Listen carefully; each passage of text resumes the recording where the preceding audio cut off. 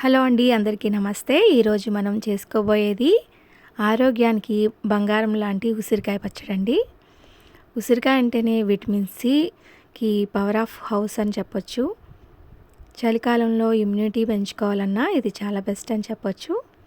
ఇంట్లో ఉన్న కొద్దిపాటి ఇంగ్రీడియంట్స్తో చాలా ఈజీగా చేసేసుకోవచ్చు. ముందుగా తాజా ఉసిరికాయలని తీసుకోవాలి.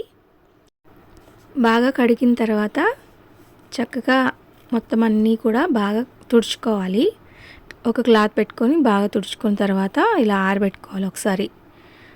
ఇప్పుడు దీనికి ఇలా ఘాట్లులా ఉంటాయి కదా, దాన్ని మొత్తం కూడా ఇలా ఘాట్లు పెట్టుకోవాలి.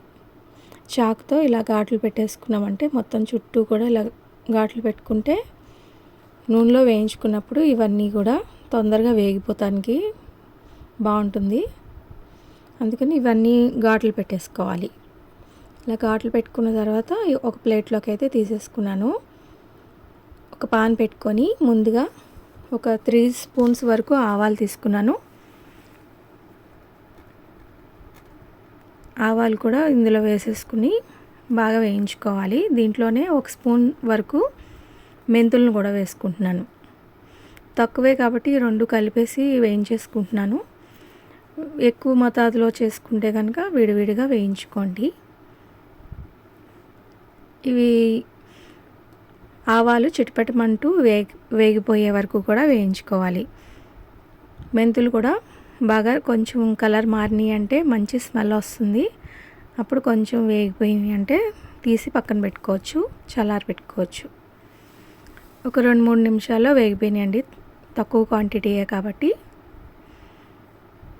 ఇలా వేయించేసుకొని చల్లారి పెట్టుకోవాలి.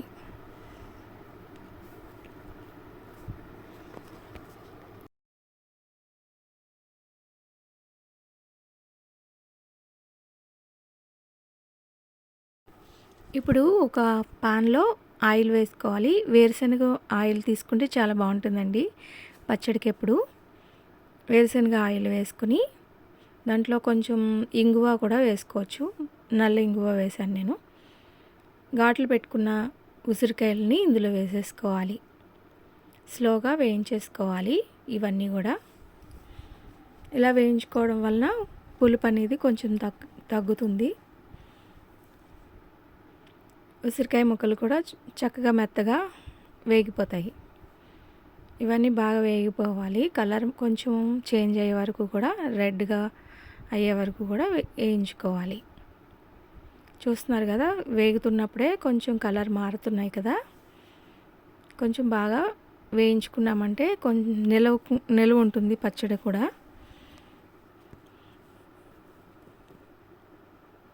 ఇలా కలర్ మారే వరకు కూడా స్లో ఫ్లేమ్లోనే వేయించేసుకోవాలి. లోపలంతా కుక్ అయ్యే వరకు కూడా వేయించుకున్నామంటే త్వరగానే వేగిపోతాయండి. ఇందులో నేను కొంచెం పసుపు వేశాను. ఇలా వేగిపోయిన తర్వాత బాగా చల్లారి పెట్టుకోవాలి. కొంచెం చల్లారిన తర్వాత దీంట్లోనే 3 స్పూన్స్ వరకు కారం తీసుకున్నాను. కారం వేసుకొని తర్వాత ముందుగా మనం మిక్సీ పట్టుకున్న ఆవాలు మెంతులు పౌడర్ని 1.5 వరకు వేసుకున్నాను. తర్వాత సాల్ట్ 2 స్పూన్స్ వరకు వేసుకున్నాను. ఇవన్నీ కూడా వేసుకున్న తర్వాత బాగా కలుపుకోవాలి. ఈ మిశ్రమం అంతా మనం ఎక్కువ క్వాంటిటీలో చేసుకున్నప్పుడు వీటినే మనం కొంచెం ఎక్కువగా వేసుకుంటే సరిపోతుందండి. ఇవన్నీ అయితే సరిపోయినాయి, నేను తీసుకున్న క్వాంటిటీకి సరిపోయినాయి. ఇవన్నీ బాగా కలుపుకున్నామంటే చాలా టేస్టీగా ఉండే యమ్మీ ఉసిరికాయ పచ్చడి రెడీ అయిపోయిందండి. చూస్తుంటేనే నోరు ఊరిపోతుంది కదా. ఊరగాయ అంటే నాకు కూడా చాలా ఇష్టం. ఉసిరికాయలు అంటే చాలా ఇష్టం.